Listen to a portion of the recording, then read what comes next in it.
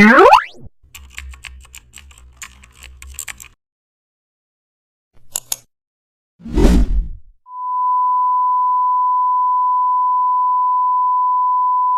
banners are powerful for drawing attention, and in this tutorial, you'll learn how to design one using simple but effective custom shapes. Open Photoshop and create a vertical canvas.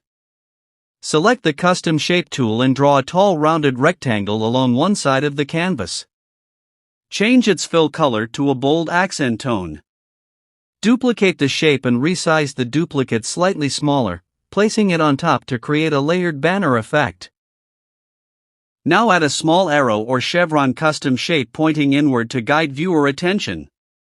Use the Type tool to add short, impactful text such as limited offer or new update.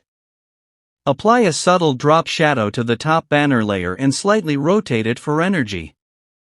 Zoom out the side banner.